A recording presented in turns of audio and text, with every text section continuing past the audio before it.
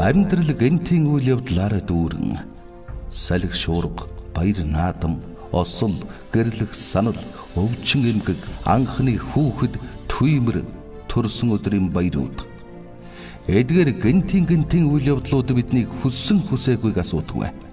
Бид хичнээн жаргалтай байсан ч тэндээ үүрдүүлдэхийг хүссэн ч энэ бол хормхон зурдал болоод гэнт дуустдаг үйл явц.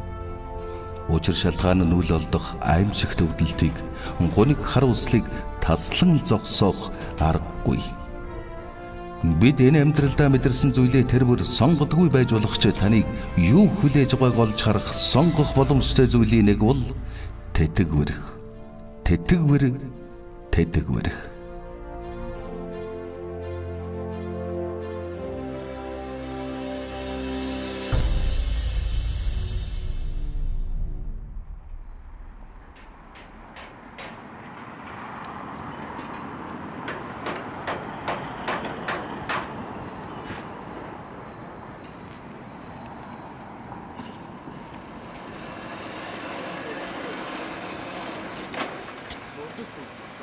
Намайг Дашмиг мөр гэдэг. Би одоо 29 настай.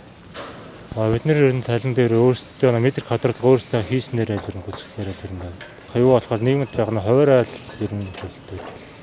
Нийгмийн даатгал төлж байгаад уулуурхаад ажиллаж байгаа дэвтэргүй болсон л гэдэг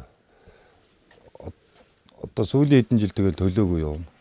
Би одоогоор нийгмийн даатгалын ер нь төлдөггүй байгаа. Хуваарай бол яг төлдөг байсан. Тэгээд нийгмийн даатгал төлнө гэхнээр үнэхээр бас хэцүү л байна.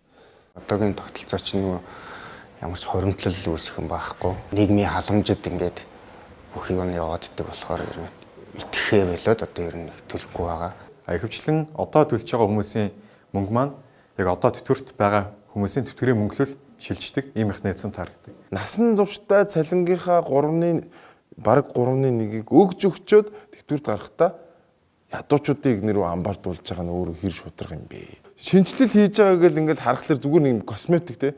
Нэг тэтгэврийнх нь 150 мянган төгрөг нэмэлгээж хэрэгтэй. Энд чинь тогтолцоогоор нь шинжлэхгүй болвол энэ тэтгэврийн даатгал чи өөрөө тампуурсан байна. Энийг яагаад олж харахгүй байгаа юм бэ? Манай улс бол зах зээлийн харилцаанд шилжээд 92 онд одоо шинэ үндсэн хуулийг баталснаас хойш бол 1995 онд анх шимтгэл суурилсан тэтгэврийн тогтолцоонд шилжсэн. Шимтгэл суурилна гэдэг бол цалингаасаа тодорхой шимтгэлийг төлөөд эргээд одоо өндөр насны тэтгэвэр тогтоолгосныхаа дараа амьдралынх нь баталгааг хангах тэтгэврийг авахд одоо чиглэгддэг. Ингээд 95 оноос хойш бол хэдийгээр шимтгэл суурилсан тогтолцоонд шилжсэн хэдий ч энэ эв санааны нэгдлийн зарчим бол бас хадгалагдсаар байсан.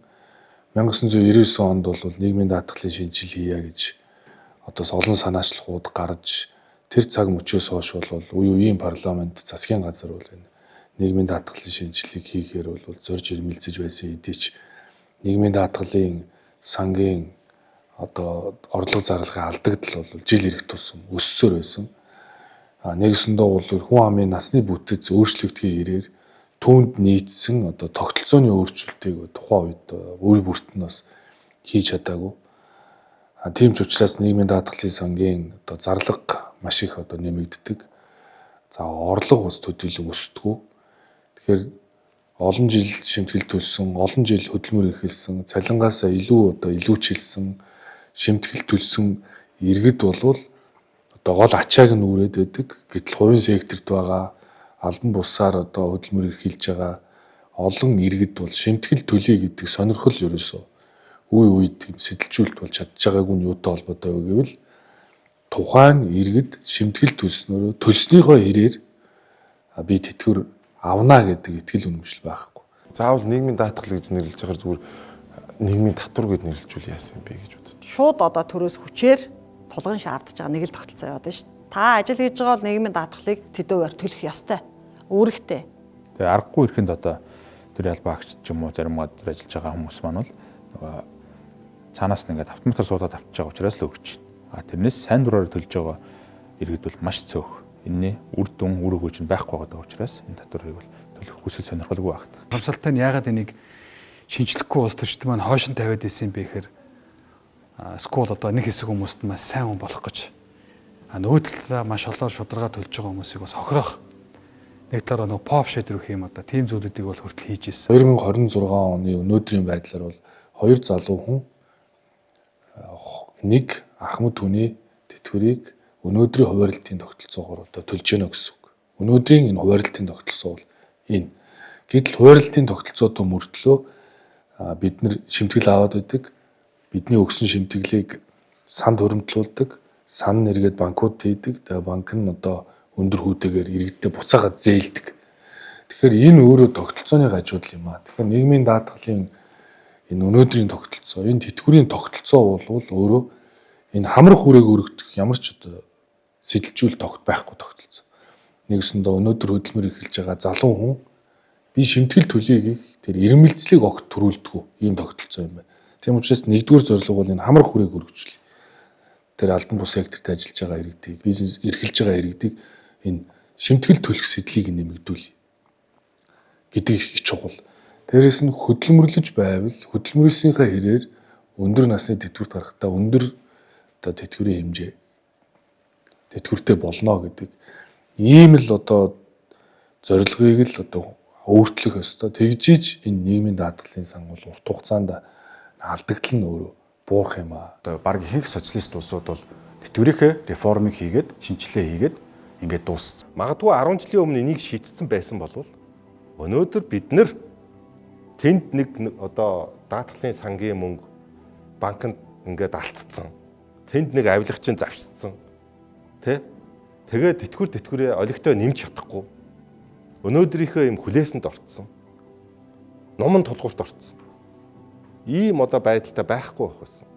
Даатгал төлөгчдийнх нь хараа хяналт тэр оролцоо, тэр засаглал гэдэг зүйл бол маш чухал. Энийг маш зөв тавьж өгөх юм бол энэ сан өөрөө өөрийгөө ингээд тэгтээ тэргүй аваа явчихна. Одоо байгаа энэ системээс солиё гэж.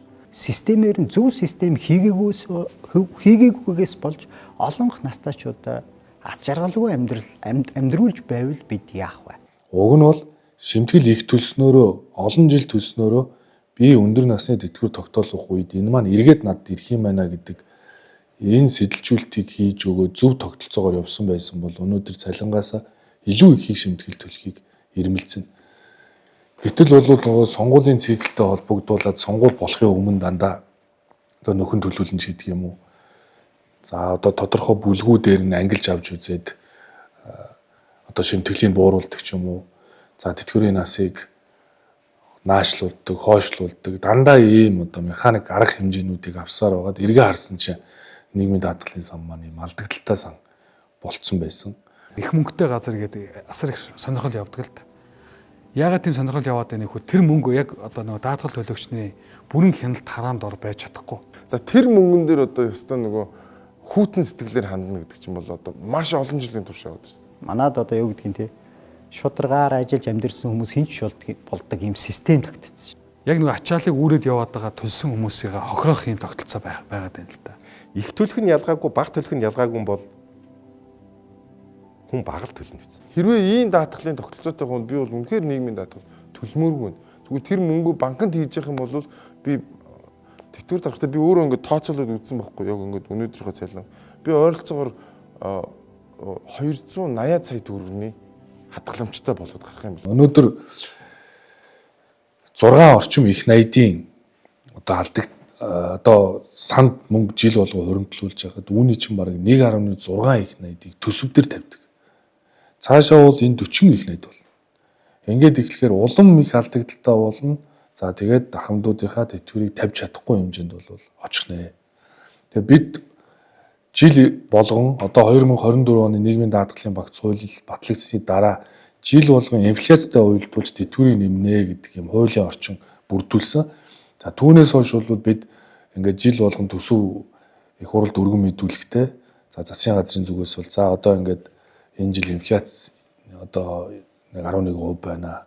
Тийм учраас тэтгэвэр төдийн хэмжээгээр нэмэгдэх ёстой гэж барьдаг. Гэтэл нөгөө бага авж байгаа иргэд дээр нь ч нөгөө нэмэгдэл нь очдог, их авж байгаа иргэд дээр нь ч очдог.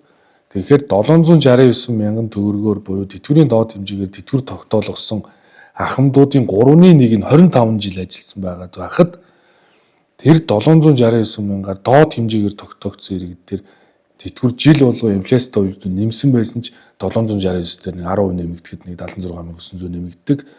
За 2018 оноос хойш 2 сая 400 мянган төгрөгийн цалингаас бодуулаад тэтгэвэр авсан иргэдийн одоо магадгүй 2 сая тэтгэвэр дээр нь дахиад 10% гэхээр 200 мянган төгрөг нэмэгдэнэ гэхээр өндөр тогтоолгосон иргэд дээр ч адилхан нэмэгдэнэ, бага тогтоолгосон иргэд дээр ч адилхан нэмэгдэнэ.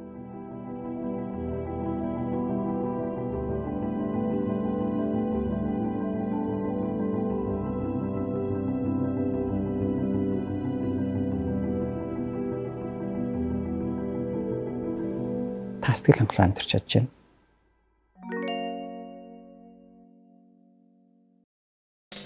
Одоо юу гэж хэлэх үү? Манай 6 хүүхдээ өвг нь 3 хүргэний хувцсыг өмс чинь би 3 охиныхаа хувцсыг өмс чинь хоолндоо л мөнгө зарцуулж зөв хурцэнэ хоол ундандаа хурцэн. Гэхдээ гадаад энэ тэр том орнуудын эмчнэрийн тэр аваад улс их орондоо бүтээж байгаа бүтээл дараа нь тэрний гараа ингээ сах улс их орон үзэж явж байгаа тэрийг харахад бол сэтгэл дундуур л байна. Монгол эмээ өвгөнөрт арай жоохон өрөвдөж илүү анхаарал халамж тавих шаардлагатай юм шиг өөрийнхөө санагдаад байдаг. Тухайлбал Сөүлээс Америкийн чиглэлд нисэж яваа эмээ өвгөнөрт олон улсын нисэх буудлаар зарчиж байсан туршлага байхгүй. Болохоор тэрэгцэр дээр суух үйлчлэгээ авах нь нийтлэг байдаг. Одоо гадагш явах юм гэхэд хүүхдүүдээ хийсэн мэрж мөнгө авах гэдэг шүү дээ. Тийм учраас нэг тийм орон үзчихсэн тийш ингэ явж гасан гэдэг бодлоо орхичдаг юм да бид нар. 76 настай Япон эмээ өвөө өөрийнхөө аз жаргал, өөрийнхөө хоббинд, өөрийнхөө ажил зугаалганд мөнгө зарцуулах чадамжтай байгаад ах шиг анзаарчихсан. Өөртөө итгэл биш үү те? Юутай шууд хамааралтай байдаг гэж дансанд байгаа хоримтлалтай шууд хамааралтай байдаг гэж. Би дансандаа мөнгөтэй бол би өөртөө итгэл бүр эрс нэмэгдэг нэг. Хүн ерөөсөө нэг санхүүтэй захирагдаал тэрэндээ хэмжээгээр сэтгэж аз жаргалыг тэрүүгээр л одоо нэг ойлгоод байдаг шүү дээ. Энэ нийгмийн даатгалын тогтолцооны гол онцлог бол залуу халуун насндаа ажил хөдөлмөр эрхлээд тэгээд одоо бас нэг ажил хөдөлмөр эрхлэх тэр эрүүл мэнд физиологийн хувьд чадамжаа алдсан үедээ бас баталгаатай ийм одоо өөрийнхөө амьдралыг сайхан төгсгөх, аз жаргалтай төгсгөх ийм л хуримтлалын одоо систем. Нийгмийн даатгал төлж байгаа. Дунд нь яг завсардсан тэгэхдээ бас нэлээд хэдэн жил төлцсөн байгаа. Тэтгэврийн талаар бол нэр надад үнэтэй мэдлэг алгуу болох. Хүн нэг 50 гараад 60 дөхөөд ирэхээр тэтгэврийн нас гэж яриад байгаа юм. За тэрийг бол хүнийг цаанаасаа бас нэг манай төр засаг бас хүнийг нас өндөр болохоор бас өгдөг мөнгө цаас юу юм болов уу гэж бод. Тэтгэмж юм болов уу гэж бод. Чи өөртөөх нь мөнгө шүү дээ. Тэгэхээр би олон жил нэг зүйлийг ярьсан. Энэ тэтгэвэр гэдэг бол өөрөө ахмадын сэдв биш ээ. Өнөөдөр одоо тэтгэвэр авж байгаа ахмадууд яаж зориулагдах юм?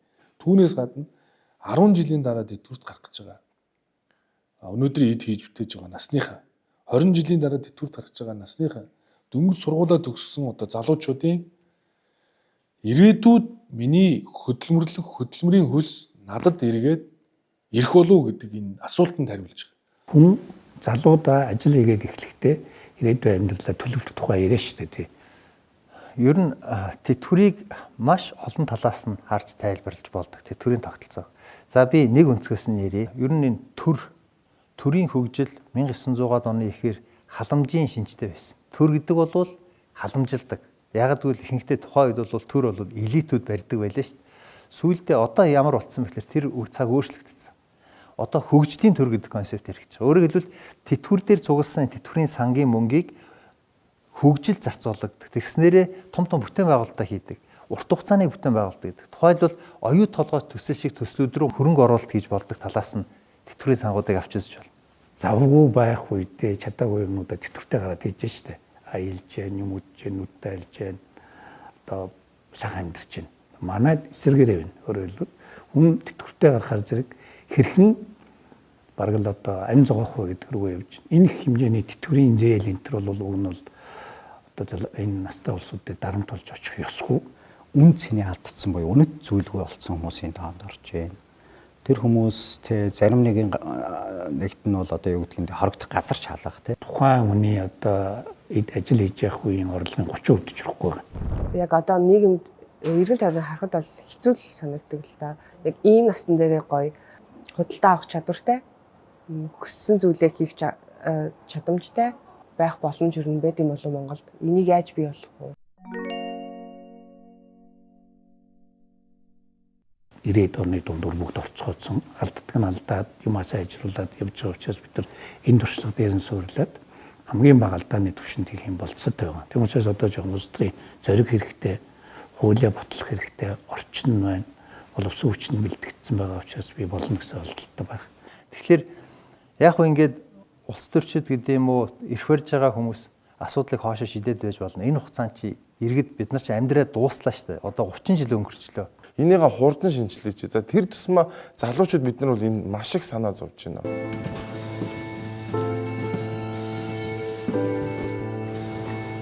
Одоо дээш гарах юм. Надад нэг асуулт байна. Тэтгэврийн шинжилэл гэж яригадаад байдаг боллоо сүүлийн үед. Тэгээд тэтгэврийн шинжилгээд энэ одоо юу юм бэ? Юу хийх гэж байгаа юм бэ гэсэн асуултаа. Энэ одоо хичнээн хугацаа шаардлагадах ажил юм бол доо. Надаа ер нь ямар ашигтай вэ?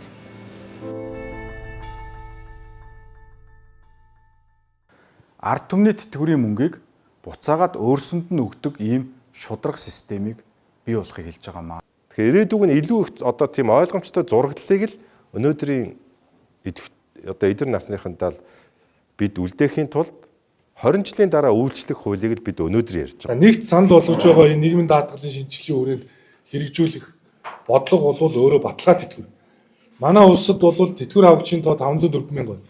За мэдээж хөгжлийн бэрхшээлтэй иргэд энэ төр бол нөгөө өндөр насны тэтгэвэр тогтоолохоос өмнө тэтгэврт гарцсан байдаг бол яг өндөр насны тэтгэврт буюу 55-60 наснда тэтгэврт гарцсан 504 мянга иргэд тэтгэвэр авж байгаа. Эдгээр баталгаа тэтгэвэр авагчдыг бид 100-аас 300 мянган төгрөгийг баталгаа тэтгэврээр хангана гэж байна. Энэ бол олон улсад мөрдөгддөг бол зарчим. Энэ Швед, Канада, Австрали гээд улсуудад бол энэ old age security гээд ахмад насны өндөр насны тэтгэвртэй тогтоолсны дараа баталгаа тэтгэврийг олгодог ийм одоо зохицуулт. Нэгсэндээ 55 нас хүрлээ гэхээр тухайн иргэдэд ийм одоо баталгаа тэтгэврийг бий болгодог. Баталгаа тэтгэвэр нь хэр олон жил шимтгэл төснөөс ялгаатаагаар ингэж нөгөө үечлэлтэйгээр энэ тогтдог. Тэгэхээр баталгаа тэтгэвэр нь бага орлоготой тэтгэвэр авагчийн нийгмийн хамгааллын том баталгаа болж өгдөг. Олон жил шимтгэл төлсөн ч бага цалинтай бусдыг асарч цөөн жил ажилласан иргэдэд илүү нэмэлт баталгаа болж өгдөг. Мөн хуваарай хөдөлмөр эрхлэгч нар, бичил бизнес эрхлэгч нар нөгөө албан бус салбарт ажиллаж байгаа иргэд өөрөө нөгөө баталгаа тэтгэвэр авахгүй бол угаасаа нөгөө орлого бага байсан учраас нийгмийн баталгаа нь хангагддгүй маа. 25 жил ажиллачаад 769 мянган төгрөгийн тэтгэвэр авч байгаа өнөөдрийн хувьд бол. Тэгээд улсад 5 жил ажиллаагүй хүн мөн 769 мянган төгрөгийн цалин авч байгааг харахад нэг л буруу тогтолцоо байгаа юм байна л гэж боддгийг. Өшөөнийх одоо энэ саяын гарах гэж байгаа энэ хуулинд оруулах гэж байгаа юм шиг байна. Энэ их зөв голдролтойгоо орж байгаа юм шиг байна гэж бодчих. 29-30 жил ажилласан. Энэ 2-3 удаагийн нэмэлтээр одоо яг 904-ийг авдаг. Сая 200 болох юм байна. Ирэх оноос гэсэн ойлголттой явж чинь их баяртай байна уу? Ямар ч ажлын ачаалалгүй байсан хүн, ажлын ачаалтай байсан хоёр ингээ тэнцвчлээ. Ийм цаашаа өргөжлээд байх юм. Ялгаатай байна үсттэй. Ингээ тэгштэй байхгүй байгаа үсттэй. Тэгж асуумаар байна хүмүүс. Энэ бол өөрөө бас тогтолцооны шинжил. Авж исэн цалин нь, ажилласан жил нь, төлсөн шимтгэл нь бага мөртлөө тухайн хүн 13 оноос одоо хойш тий 18 оноос хойш тэтгэврт гарцсан тул 13 оноос өмнө гарсан тэр 6 жилийн өмнө ч юм уу гарсан иргэнээс тэтгэвэр нь бага тогтоолгожээ. Тэгэхээр эн чинь асар их зөрүү юм аа. Тэгээ та нар 10% нэмлээгээд 20% нэмлээгээд энэ зөрүүг одоо арилгах алхам хийхгүй бол энэ шудраг бусаа гэдгийг хэлж байгаа. Тийм учраас энэ одоо тогтолцооны шинжилгээний гол зорилго бол 2013 оноос өмнө 1.4 саяар бодуулсан иргэдийг бүхэлд нь 140 мянган иргэнийг 2.4 саяын цалингаас нь бодож тэтгэврийг шинжил тогтооно. Миний авч ирсэн тэтгэвргээвэл одоо бүр ирчээд гэж тэ бүр насаараа ажиллаад тэгээ одоо тэр тэтгэврийн чи мөнгө ажилдаа хүрэхгүй одоо тэгээд би тэтгэвртээ гарчаад хуваараа бас ингээ ажиллаад ингээ 50 хэдэн жил улстай ажиллаж байна. Мянган ахмадуудын эрх ашгийг хамгаалж одоо ерөнхий сайд их сайхан шийдвэр гаргаж тэрийгээ бол одоо улсын хурлд оруулж батлуулах гэж байгаа нь бол их таалагдлаа. Замбрааг одоо нэг бага жил ажиллаад өндөр тэтгэвэр авдаг, насаараа ажиллаа бага тэтгэвэр авдаг энэ төр хүмүүс чинь хомдолтой байна шүү дээ. Энэ нэг тэтгэврт гарна гэдэг маань өөрөө таны төлсөн шимтгэл нэмэх нь таны ажилласан жилдээ уялдуулж таны тэтгэврийг тогтоодог зүйл. Төлсөн шимтгэлтэй чинь уялдуулж. Бага төлсөн бага тэтгэвэр авна. Их төлж тууштай, төлбөртэй, ур чадвараа илүү үзүүлсэн илүү авна. Би нэг хоёр зүйлийг амлаж байгаа. Нэгдүгээрт би итгэлцүүрээ тэгшлэнэ. 1.404 мянган төгрөглөө ижил суулж байгаа бол 2 сая 400 мянга тацарна. Үүнд 353.3 тэрбум төгрөг хэрэгтэй. Нэгдүгээрт. Хоёрдугаар хуулийн хүрээнд энэ жилийн инфляцийн гүйцэтгэлтэй уялдуулаад 2027 онд би тэтгэврийг нэмнэ гэдэг хоёр амлалтыг зоригтой өгж байгаа. Өнөөдрийн ажилчид маргааш хангалттай хэмжээний тэтгэврээ эдлэхийн тулд хувийн тэтгэврийн тогтолцоог илүү үр дүнтэй зохицуулах удирдах шаардлагатай. Тэтгэврийн хөрөнгийн менежментийн асуудал бол бодит тооноос гадна зөв нийгмийн зан үйлийн чиг баримжаа бүхий ухаалаг хүний дүрмээр зохицуулагдах ёстой. Бидний өөрсдөөс олж харсан алдаанаас гадна дэлхийн бусад орны алдаатай тогтолцооны жишээ бидэнд хамгийн сайн сургамжийг өгснөөр хоцорсон цаг хугацаагаа нөхөж цаашаа зэрэгцэн алхах боломжийг олгож байдаг. Яг хуримтлал сүртэй тэтгэврийн тогтолцооны бас нэг давуу тал нь хамгийн шударга тогтолцоо байхгүй. Их хэмжээний тэтгэврийн хуримтлал хийгдсэн эргүүлээд авах тэтгэврийн гэсэн тэр хэмжээгээр өндөр байдаг. Энийг бол одоо 100 жишээнээс бол ингээд дурдах боломжтой. Англи, Австрали, Америк, Япон, Сингапур гэдэг энэ улсууд чинь бүгдээрээ ийм хуримтлалын тогтолцоотой. Тэрэн дээрээ хүмүүсээ за тэтгэвртэй харахлаарэ энэ мөнгийг зарцуулна гэдэг тэтгэврийнхаа сандаа хуримтлаа үүсгэж явж байдаг. Ийм л тогтолцоо. Сингапур нь өргөн удам газар нутаггүй, хүн амт сөөтэй, байгалийн баялаггүй, далайн бомтоос өөр өгөгдөлгүй улс байсан. Тэтгэврийн сан нь 1965 онд байгуулагдсан. Сингапур улсын эдийн засгийн хөгжил 1965 онд одоогийн Монгол улсын хас муу нөхцөлд зөвхөн бомтоос орж ирдэг орлоготой байсан. Ингээд тус улсын иргэд орлогынхоо 20-30%-ийг тэтгэврийн сандаа хуримтлуулж, уг хуримтлалынхаа мөнгийг эргүүлээд өөрийн хөрөнгийн бирждээр компаниудын хувьцаа бонд худалдаа авах замаар хөрөнгө оруулалт хийсэн байна. Ингэснээр нэг талаас хуримтлал тогтмол өсч өгөөж нэмэгдүүлэх боломж, нөгөө талаас компаниуд хүүгүй болон хүү багтай хөрөнгийн их усврээр үйлдвэрлэл үйл ажиллагаагаа эхлүүлэх, өргөжүүлэх боломж нээгдэж байгаа юм. Эхний хөрөнгө оруулалтын өгөөж сайн байсан болохоор Англи, Америк нэгдсэн улс, Хятад, Австралийн томоохон хөрөнгөтнүүд Сингапурын хөрөнгийн биржид хөрөнгө оруулж эхэлсэн байна. Энэ нь зүүн өмнөд Ази, энэтхэг Австрали улсаас олон компани Сингапур улсын хөрөнгийн бирждээр ирж хувьцаагаа гаргах их ажлын эхлэл болсон юм. Энэ бүх компанийн аль ашигтайд нь Сингапурын тэтгэврийн сан үргэлжлүүлэн хөрөнгө оруулалт хийжээ. Үр дүнд нь Сингапур улс бүс нутгийнхаа төдийгүй дэлхийн санхүү хөрөнгийн зах зээлийн төв болж дотооддоо олон үйлдвэрлэл компаниудыг байгуулж үүссэн баялагын үр ашгийг тэтгэврээр дамжуулан эдэлж байна. Хувийн нэмэлт тэтгэврийг бас санал болгож байна. Энэ юу вэ гэхээр иргэн өөрөө хүсээд цалингаасаа тодорхой хувийг хувийн тэтгэврийн санд хийвэл хувийн тэтгэврийн сангууд нь банкудтай адилхан та жилд нэг шинжилгээ өгөөрөө жилд одоо танд бидний бүтээгдэхүүн санал болгож байна. За энэ таны хуримтлалаар чинь бид нар ийм одоо компани хувьцаа авах гэж ингэж үрсэх юм байна, үржих юм байна гэдэг. За ингээд хамгийн гол давуу тал нь энэ хувийн нэмэлт тэтгэврийн хуулийн дагуу иргэн өөрөө цалингаасаа тодорхой шимтгэлийг хувийн тэтгэврийн санд хийвэл бид хувь хүний орлогын албан татвар, аж ахуйн нэгжийн татврыг хөнгөлт үзүүлж байгаа. Тэнд нь бодогдохгүй гэсэн. Тэгэхээр энэ бол өөрөө хувийн нэмэлт тэтгэвэр нь бий болсноороо иргэн тэтгэврт гарахдаа тэр хагас өрөмтөл шилжүүлснээсээ ч тэр хувийн тэтгэврийн сангаасаа ч тэр за тэтгэвэр бодох нөгөө төрд ажилласан за одоо улсад ажилласан тий зэрэг шимтгэлээсээ ч тэр цалингаасаа ч тэр илүү олон жил авснараа одоо бодуулна гэсэн. Хувийн тэтгэврийн хуримтлалд хамрагдах иргэдийн оролцоо нэмэгдэж байгаа хэдий ч Монгол улсад энэхүү харилцааг зохицуулсан хууль эрх зүйн орчин бүрдээгүй байна.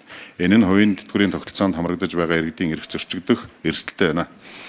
Иймд дээрх тулгымцсан асуудлыг шийдвэрлэх зорилгоор хувийн нэмэлт тэтгэврийн тухай хуулийн төслийг Монгол Улсын үндсэн хууль, олон улсын гэрээ болон бусад хууль тогтоомжтой нийцүүлэн холбогдох талуудын оролцоог ханган 11 бүлэг 49 зүйлтэйгээр шинжилэн боловсрууллаа.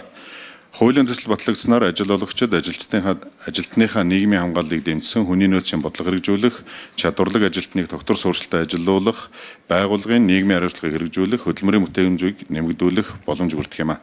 Түүнчлэн даатгал тэтгэврийн сангуудын хөрөнгийн хэмжээ өсөж, урт хугацаанд дотоодын хөрөнгө оруулалтын их усүр нэмэгдснээр санхүүгийн зах зээлийн хөгжилд эерэг нөлөө үзүүлнэ гэж үзэж байна. Иргэд хувийн нэмэлт тэтгэврийн хуримтлаасаа өөрөө сонгож 1 удаа 5-10 жилийн хугацаанд мөн насан туршдаа тэтгэр авах боломжтой болно. Нэгдүгээр хуурлтын тогтолцооноос хуримтлын тогтолцоо руу шилжээ гэж. За хоёр дахь нь болохоор нэг тулгуур тогтолцооноос олон тулгуур тогтолцоо руу шилжээ гэж. За тэгэхээр энэ хоёр алхмыг одоо зэрэг хийхийн тулд мэдээж олон тулгуур болгохын тулд хувийн тэтгэврийн сангийн тухай одоо зохицуултыг бий болгох хэрэгтэй байна. Ямар ч хуримтлал байхгүй, ямар ч хувийн өмч байхгүй. Ийм хэсгүүд өнөөдөр насаараа одоо шударга ажиллаад 40 жил, 50 жил багш хийчээд 40 жил эмч хийчээ өнөөдөр маш харамсалтай байдаг. Тэгэхээр нэгдүгээрт энэ тэтгэврийг бид нар тэтгэврийн шинжил хийхдээ энэ хүмүүс ядаж за мэдээ 100% биш юм аа гэхэд ядаж нэг тодорхой хэмжээгээр сэтгэл хангалуун одоо байх энэ тэтгэврийн тогтолцоог одоо бий болгох хэрэгтэй. Тийм учраас бид тогтолцооны шинжилгээний өрөөнд хагас хуримтлал руу шилжээ. Хагас хуримтлал хийх багаар алхая. Тийм учраас эхний гараа бол та шимтгэлээс өөрөө сонгоод за би 1% хуримтлал руу өгье. Гэвэл таны гар утсан дээр аппликейшн ажиллаад 1% чи хуримтлал руу орлоо шүү. Ингэж чадсан тохиолдолд засгийн газрын зүгээс 0.5% чи өгье гэхэд 1.5% хуримтлалт өгнө. Тэр хуримтлал бол хадгаламжийн яг хүү банкнд одоо хадгаламж байршуул хүү авдагтай адил нэг 10-15% ч юм уу байна. Гуравт нь үедээ ч хувийн нэмэлт тэтгэврийг давхар оруулаад өгье. Хувийн нэмэлт тэтгэвэр давхар орно гэдэг бол та цалингаасаа тодорхойг одоо илүүчлээд хувийн нэмэлт тэтгэврийн сангуудаас сонгоод одоо би нэг сар болгон 100 сая төгрөг хийя гэж сонгох юм бол та аль ашигтай гэсэн одоо сандаа хийн. Тэр сан өөрөө бас хөрөнгөний зах дээр хувьцаа авдаг, үнд цаас авдаг, засгийн газрын бонд авдаг ийм сан бол байна. Одоо ч гэсэн ингээд олон сангууд ингээд ажиллаад явж байгаатай яг адилхан. Дээрээс нь хуулийн шинжилгээ хүрээнд бол тэр шимтгэл хэрвээ төлж ивэл түүнийг аж ахуйн нэгжийн орлогын татвар одоо хөвгний орлогын албан татвараас одоо хөнгөлөё. Тэгэхээр тийшээ орсон мөнгө энэ татваруудаас хөнгөлөгчгөөр тэр нь яг иргэндээ өөрөө хуримтлал болж өгөөж нь бодогдож эргээд одоо сайнаар одоо үйлчлэх ёстой учраас түүнийг удирддаг болёо. Тэр хуримтлалд байгаа мөнгөө иргэн өөрөө бонд авах, үнд цаас авах, хувьцаа авах гэдгийг сонгодог энэ одоо зөв зарчим руу шилжиж гэдэг ийм зорилгыг бол одоо тавьсан. Ямар ч байсан даатгал төлөгч нартай өөр ашигтай. Тэгээд дээр нь мэдээж одоо урт хугацаанд тогтвортой, найдвартай эргээд одоо даатгал төлөгч нарынхаа эрсдлийг хамгаалж чаддаг тийм л тогтолцоо байх хэрэгтэй болоо гэж бодож байна. Энэ тэтгэврт гарч байгаа маш олон хүмүүсийн сэтгэл санааны юу гэдгийг тийм уналтууд ажиглагдахгүй шууд. Харин ч аз жаргалтай тийм амар баяр баясгалантай тий ёо нуруунаас нэг жоохон юм аавчлаа одоо харин өөртөө зарцуулах цагтаа боллоо гэдэг.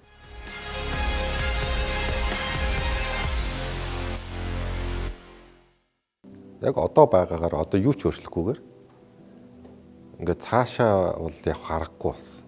Тийм учраас залуучууд хөдөлмөр хийж бүтээж байгаа насныхан өнөөдөр хөдөлмөрсөн жил болгоно нь өөрөө өндөр тэтгэвэр тогтоолгоход хамгийн том хувь нэмэртэй тэтгэвэр дээр хуримтлал үүсгүү хагас хуримтлал руу шилжүүлэхэд хамгийн том хувь нэмэртэй хөрөнгийн зах дээр маш ашигтай бонд үнд цаас хувьцаа авснараа миний амьдралд бас том хуримтлалыг бий болох хувийн тэтгэврийн юм хуримтлалыг бий болгохоор бас томоохон үр дүнг бол энэ шинжил би агуулж ийн гэж бодож байгаа. Тийм ч учраас энэ тэтгэврийн шинжилгээг бол 2024 он нийгмийн даатгалын багц хууль хийгээд 2% хуримтлалт хийсэн хэдий ч 1.5 их найд хуримтлагдах ёстой. Энэ хуримтлалын санд өнөөдөр 400 хүрэхгүй 380 орчим тэрбум төгрөг хуримтлагдсан байгаа. Энэ шудраг бус байдлыг халж хэрвээ боломжгүй бол дараагийн алхам руу орохгүй бол цаашаа хизээч явахгүй нэрийн тансны аргатайгаа зууралдвал бид нар бол үр дүнд одоо хүрэхгүй байна гэдэг ийм үнэлэлт өгнөлтөнд бол хүрсэн. Өнөөдөр 40 хүртэлх насны залуучууд лавл өнөөдрийнхээ ахмадууд шиг ийм одоо баталгаагүй. Ийм найдваргүй. ийм тэтгэврийн тогтолцоороо бид тэр залуу үеэ бас чирээд аваад ормооргүй байгаа.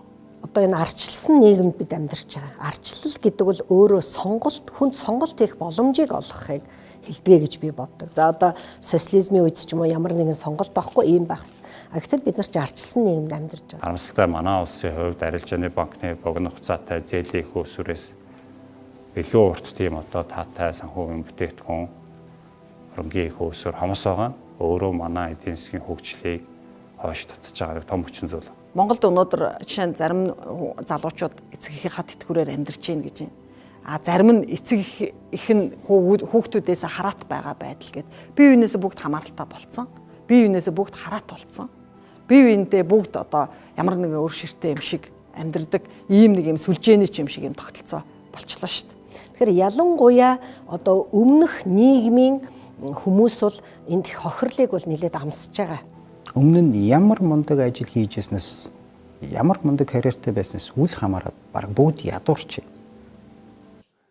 Энэ тэтгэврийн хуулийг хэрвээ одоо ингээд их хурд баталчвал би төсвийн тодтгол эх оны төсөв хоёрыг хуулийнхаа хугацаанд өргөн мэдүүлнэ.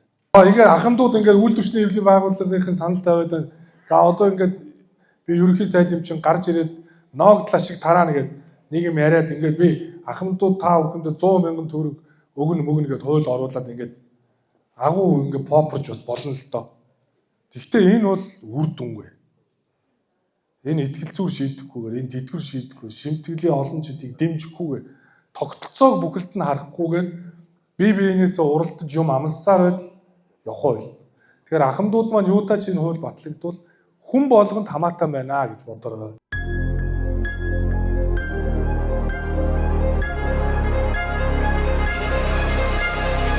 Өсөг хүн болгоно нас ахин нас явна хөгшнө. Тэд хоол ерөөсө бодож үзэж байгаа ерөөсө автодож байгаа. Ийм завгүй нөхцөл байдал маш хурдан энэ цаг хугацаач өнгөрөв. За миний хувьд 43 жилийн дараа тэтгэврт гарахаар тооцоологдож байгаа. Тэгэхээр энэ бол нөгөө гинт бий болж байгаа үйл явц биш. Өнөөдрийг хүртэл тэтгэврт гарвал яах вэ? Ер нь тэтгэврийн талаар бодож үзээгүй юм байна. Тэтгэврийн тэтгэврийн насны дараа биш болохоор сайн мэдэхгүй л байна. Тэтгэврт гарах гэсэн бодож байгаа л да. Нэг харахад л бид нөгөө насны дээр яваад очсон. 20 жилийн дараа бол би нэг иймэрхүү тэтгэвэр авах юм байна. Ийм хэмжээнд амьдарч болох юм байна гэдгийг би өнөөдөр тооцох боломжтой. Энэ бол тооцоолж болох, тулгарч болох зүйл болгоос биш. Одоо хэн нэгэн хүн гинт тэтгэврт гардаг уу?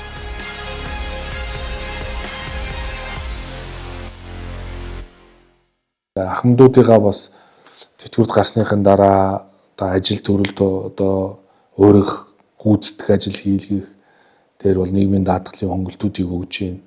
Дээрээс нь энэ олон гэрээ байгуулж манай одоо залуучууд өндөр боловсралтай одоо залуучууд эдгээр их ажилтдаг. Тэгэхээр тэр олон гэрээнүүдийнхаа зөвхөн хоёрыг нь сонгоод шимтгэлтүүл бусдаас нь төлөх шаардлагагүй гэж үзэж байна.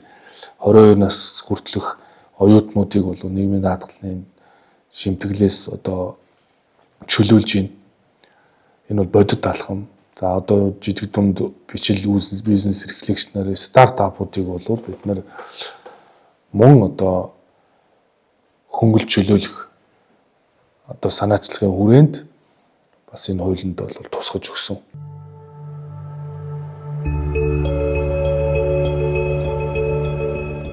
За намайг Дархан Баяр гэдэг. За миний хувьд 43 жилийн дараа тэтгэврт гарахаар тооцоологдож байгаа. За тэгэхээр 43 жил жилдээ орлогынхон тодорхой 10-аас 20% хөрөмтлүүлээд за 5 сая төгрөг хөрөмтлүүлнэ гэж бодоход өгөөжтэйгөө нийлээд хагас тэрбум орчим төгрөгийн ийм хөрөмтөлтэй тэтгэврт гарах боломжтой гэж харагдаж байгаа. За надад нэг асуулт байна. Одоо тэтгэврийн одоо орлого маань улан жил ирэх тусам өсөөд өгөөд хөрөнгө оруулалт өгөөд явж явах хэвээр. Гэтэл манай Монголд бол тийм төр зураг харагддаггүй. Одоо гадны орнуудын жишээг харах юм бол манай ихэнх гаргаж байгаа засгийн газрын бондуудыг одоо гадны орнууд маань тэтгэврийн сангаараа дамжуулан авч яадаг. Одоо шинжилж батлахтаа энэ хөрөнгө оруулалтуудыг хаашаа чиглүүлэх үү? Хөрөнгөний зах зээлийг одоо хэрхэн өсгөх вэ гэсэн тооцоо судалгаануудыг хийсэн байгаа юу л гэж асуумаар байна. Дээрээс нь хуримтлал үүсгэж байгаагийн зорилго юу вэ гэхээр хөрөнгө оруулалт менежментийн компаниар удирдуулаад бонд авдаг, үнд цаас авдаг, хувьцаа авдаг байхгүй. Тэгээ би их олон жил бас ийм жишээ авдаг байсан. Нөгөө оюутлогоо үр ашгийг Австралийн анхамдууд эзэмшээд байна гэдэг чинь юу гэхээр тэр Rio Tinto гэдэг компани хувьцааг Австралийн тэтгэврийн сан эзэмшдэг. Тэтгэврийн сан нь өөрөө хөрөнгө оруулагч байждаг. Тэтгэврийн сангийн нөгөө хуримтлал үүсгдэг иргэд нь анхамдууд нь байгаад байдаг. Тэгэхээр энэ хагас хуримтлал руу шилжих ажлыг хийхийн тулд заавал юм нөгөө менежментийн компани өдөрж өгөөж тооцдог. Түүн шиг 2 сая төгрөгийн цалинтай байлаа гэхэд 2 сая цалингийн 1% одоо жилд те 1% хуримтлуулахад 240 мянган төгрөг. Иргэн өөрөө хийж болно. Би ингээд шимтгэлээсээ 1% одоо хуримтлалтаа өгье. Сонгож болох нь шүү дээ. Нөгөө нийгмийн даатгалын санд биш. За хуримтлалт өглөө. Тэгвэл засгийн газрын зүгээс 0.5%-ийг дахиад дэмжлэг үзүүлье. Тэр хуримтлал үүсгэж байна гэдэг маань гол зорилго маань ерөөсөө л тэр хуримтлалыг бол цаашдаа аривжуулж хамгаалж явах хэрэгтэй. Баялагын санд үүссэн хуримтлалаараа одоо хамгийн том тооцогдох орны нэг хүлээн авдаг Норвеги улс байдаг. Өнөөдөр баялагын санд баг нэг их 80 тэрбум доллар гарсан томоохон одоо хуримтлалыг үүсгэж чадсан орн. Ер нь аливаа улсын хуримтлалын сангуудыг аваад үзэх юм бол хамгийн том сангууд бол дандаа тэтгэврийн сангууд байдаг. Аливаа эдийн засгийн хөгжихөд тэтгэврийн сангуудын оролдог нөлөө маш чухал. Тэр дундаа тэтгэврийн сан маш том онцлогтой урт хугацааны хөрөнгө оруулалт хийх боломжтой хөрөнгө байдаг. 30 жилийн хугацаатай одоо бондуудад тэтгэврийн сангууд л хөрөнгө оруулалт хийдэг. Тэгэхээр аливаа эдийн засаг хөгжихөд аливаа одоо урт хугацаанд одоо өгөөж явах томоохон одоо төсөл хөтөлбөрүүд хэрэгжихэд урт хугацааны санхүүгийн их усүр санхүүжил гэдэг бол маш чухал. 2020 оны дэлхийн эдийн засгийг аваад үзэхэд дэлхийн одоо топ 300 хөрөнгө оруулалтын сангийн одоо net asset value гэж ярьдаг хөрөнгөийнх нь хэмжээ 1 жилийн хугацаанд 7.9% өссөн байна. Тэр дотор шилдэг 20 одоо хөрөнгө оруулалтын сан нь бол 8.9% өссөн байна. За 20 онд бол хасагтай байсан. Гэтэл 8.9% өсөлтийг тэдгээр сангууд бий болгож чадсан байна. Тэгэхээр тэдгээр сангуудыг ямар нэгэн улс төрчид биш мэрэгжлийн одоо тэр сангийн менежерүүд удирдах байгаа учраас тэд нар бол яаж одоо энэ хөө сангийн хөрөнгийг өсөж одоо аривжуулах вэ гэдэг дээр илүү мэрэгжлийн илүү ёс зүйтэй одоо ажилтгийн л одоо илэрхийлж жишээ нь бол энэ байна. Илүү их олон хүний оролцоог хангасан тийм зохион байгуулалтын компани байна уу? Төрийн бус байна уу? Тийм зохион байгуулалтын хэлбэрүүд бол ямагт илүү үр өгөөчтэй ажиллаж байна гэдэг нь харагдаж байна. Ягаад тэгэхээр тэнд илүү их оролцоо ороод ирэхээр хяналттай болчихж байна. Илүү их оролцоо ороод ирэхээр нээлттэй болж байна. Нээлттэй байна гэдэг бол ойлгомжтой байна гэсэн үг. Ойлгомжтой байгаад, нээлттэй байгаад, тодорхой байхаар тэнд яг хүн оролцож эхэлж байгаа. Нийгмийн даатгалын санг 100% хөрөнгөний зах зээл рүү оруулж болохгүй. Ийм оруулсан улс ч гэж байхгүй. Дунджаар бол ер нь бол 4.1 буюу 25% нь хөрөнгөний зах зээл рүү оруулдаг жишг байна. Богино хугацаанд их ашиг олох нь нийгмийн даатгалын сангийн зорилго үндсэндээ биш. Сангийн үндсэн зорилго бол нэгдүгээрт яг найдвартай баталгаатай эрсдэлгүй байх. Нөгөө тэтгэвэр гэдэг бол олон жилийн хөдөлмөрийнх нь л үр шин. Хэдийгээр тэтгэврт гарсан ч гэсэн цалиа аваад ажиллаж исэн үеэсээ дордохооргүй орлогын баталгаагаар хангагдах ёстой. Ирээдүйд одоо тухайн тэтгэврт гарч байгаа хүн маань одоо байгаагаас илүү өндөр өгөөж хүртэх. Одоо байгаагаас илүү их дүнгээр тэтгэвэр авах. Одоо өндөр наснууд маань илүү ээлтэй тийм орчин нөхцөлийг бол бий болгож байна гэж харж байгаа. Залуучууд бид нийгмийн даатгалаа нэгдүгээрт нь одоо өөрийнхөө хүсэл сонирхлоор сайн дураараа гэх юм уу тийм ээ баяр хөөртэйгээр төлдөг байвал эн чинь сайн тогтолцоо болно гэсэн. Энэ өөрөө маш олон төрлийн ач холбогдолтой. Хүмүүс ядаж гараад тэтгэврт гараад ядуучуудын игнэр орохгүй. Ядчил нас орчлаа гэхэд хүүхдүүдэд мөнгө нь өвлөгдөнө. Ядчил тэр хүн одоо өртөө өгөхгүй. Бид нар нөгөө настайчуудынхаа өөртөө итгэлийг нэмэгдүүлэх гээл янз янзын юм хийгээл те одоо юу дахмтуудын холбоо байгуул энэ зүйлийг бодитойгоор хэрэгжүүлж бид чадах юм бол тийм жижиг юм хийх шаардлага болчих. Өдөртм юм биш. Тэд нар чинь бүр харимж төлбөрөө төлөөд фитнест явна шүү дээ. Өөртөө зарцуулна. Тэр те өөрийнхөө мөнгнөөсөө гаргаад те бүр аялна шүү дээ. Хизээч аялж байгаагүй газруудаараа аялна яваад одоо. Чинээ настай болсон ч гэсэн мөрөөдөл нь бол дуусахгүй. Нөгөө тэтгэврт гараад хүний хоёр дахь амьдрал эхэлдэг юм аа гээл одоо дэлхийн нийтээрээ ярьж тий. Хоёр дахь амьдрал эхэлдэг юм аа.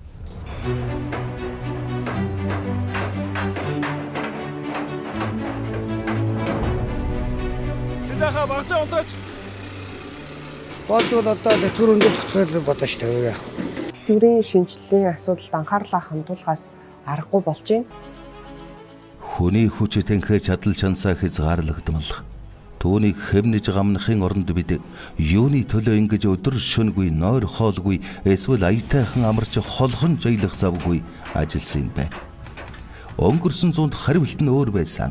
Энэ асуултыг энэ зуунд давтан асуух юм бол эрх чөлөөнийхөө төлөө хэмээн хариулах үзье.